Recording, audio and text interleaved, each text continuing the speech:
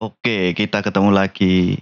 Tanggal 23 Agustus 2023 kemarin, Sony akhirnya resmi mengumumkan PlayStation Portal yang sebelumnya dikasih nama Project Q. Sayangnya nih, pengumuman perdana dari PlayStation Portal ini buat aku ya, kayak kurang banget sih infonya. Atau malah memang perangkatnya yang konyol. Kenapa aku bisa bilang konyol? Menurut penjelasan resmi dari Sony ya, perangkat ini cuman sebatas remote play device dari PS5. Ini kata Sony. PlayStation Portal akan tersambung ke PS5 lewat Wi-Fi. Jadi, Anda bisa langsung pindah cepat bermain di PS5 ke PlayStation Portal.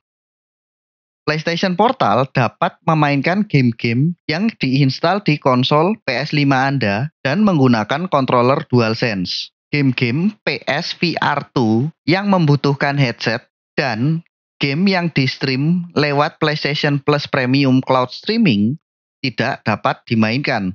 Tidak ada informasi juga bahwa perangkat ini bisa dimasukin atau diinstalin game. Kalau memang perangkat ini nggak bisa diinstalin game, berarti ya bukan kayak Steam Deck, ROG Ally, atau Nintendo Switch. Selain itu, di bagian speknya, Sony juga cuman ngomong kalau fitur yang diusung PlayStation Portal ini cuman fitur-fitur DualSense Wireless Controller, kayak adaptive trigger, haptic feedback, layar LCD 8 inci dengan resolusi 1080p di 60 fps. Di artikel resmi tadi, tidak ada informasi soal storage-nya berapa, sistem operasinya apa, prosesornya apa, GPU-nya apa, ataupun RAM-nya berapa. Jadi memang kayaknya PlayStation Portal ini nggak bisa jadi alternatif atau kompetitor Steam Deck, Nintendo Switch, atau handheld gaming kebanyakan. Karena info soal prosesor, storage, dan kawan-kawan itu ya penting kalau memang mau jadi handheld gaming device. Jadi biar kebayang kayak apa performa perangkatnya. Menurutku ya ini kekonyolan pertamanya. Soalnya Sony itu sebenarnya juga sudah punya pengalaman di industri gaming handheld. Aku malah berani ngomong kalau Sony adalah salah satu perusahaan yang paling berpengaruh di pasar gaming handheld. Soalnya mereka dulu punya PSP dan PS Vita yang sebenarnya respon pasarnya bagus. Ya, terutama PSP ya. Tapi PS Vita pun menurutku, walaupun banyak yang nggak suka, tetap banyak juga fans fanatiknya. Menurut data dari Statista, PSP itu terjual sebanyak 80,7 juta unit. Sedangkan PS Vita diperkirakan terjual sebanyak 15 sampai 16 juta unit. Ya, angka penjualan PS Vita tadi memang rendah ya. Tapi ini dengan catatan PS Vita-nya yang memang kurang menarik dibanding kompetitornya. Waktu itu Nintendo 3DS. Jadi sebenarnya bukan berarti Sony nggak bisa bikin gaming handheld yang keren. Ya memang blunder aja pas bikin PS Vita. Karena toh terbukti PSP itu bahkan terjual lebih banyak dari PS5, Nintendo 3DS, Xbox ataupun Xbox One. Kekonyolan kedua, di artikel langsung dari Sony, mereka juga bilang bahwa PlayStation Portal ini perangkat yang sempurna di rumah ketika orang-orang rumah butuh TV-nya buat berbagi ataupun buat mereka yang sebatas ingin bermain game-game PS5 di ruangan lain di rumahnya masing-masing.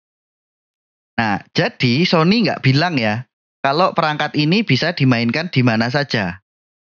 Ya ini berarti aku kebayangnya PlayStation Portal ini bahkan harus tersambung di jaringan Wi-Fi rumah yang sama dengan PS5-nya. Ya berarti di fitur game streaming pun setidaknya kalau dari artikel resmi tadi ya, PlayStation Portal ini juga kalah sama Logitech G Cloud.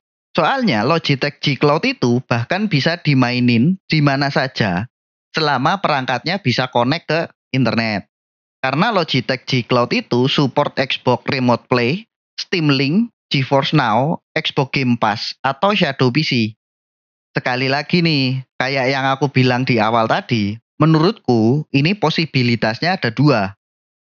Memang Sony yang kurang banget ngasih info-infonya, Karena mereka memang tidak spesifik bilang kalau perangkatnya tidak bisa diinstalin game dan tidak spesifik bilang juga bahwa perangkat ini tidak bisa dimainkan kalau di luar rumah. Ditambah lagi ada leak juga kalau PlayStation Portable ini pakai sistem operasi Android. Walaupun ya nggak tahu juga ya apakah bisa akhirnya diinstal game-game Android atau enggak. Atau ya bisa aja memang perangkatnya yang jelas kalah fitur-fiturnya sama mayoritas gaming handheld lain.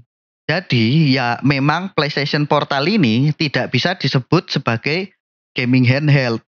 Ya to be fair, Sony sendiri memang tidak menyebut PlayStation Portal ini sebagai gaming handheld, tapi sebagai dedicated PS5 remote play device atau remote player. Terakhir nih, kalau lihat harganya, di artikel yang sama, Sony juga ngumumin kalau harga PlayStation Portal ini ada di 199,99 dolar atau ya 3 juta rupiah ya kalau di kurs langsung. Ya ini aku nggak tahu ya, apakah fans-fans fanatik PS5 bakal mau keluar duit sebanyak ini kalau memang bener fungsinya sangat terbatas. Kayak yang aku bahas tadi. Ya kalau ada yang beli, harusnya tetap ada yang beli. Tapi kemungkinan besar menurutku, kalau memang fungsinya kayak tadi, angka penjualannya bakal lebih rendah lagi bahkan ketimbang PS Vita. Ya wis, gitu aja kali ya. Sampai ketemu lagi kapan-kapan. Dadah.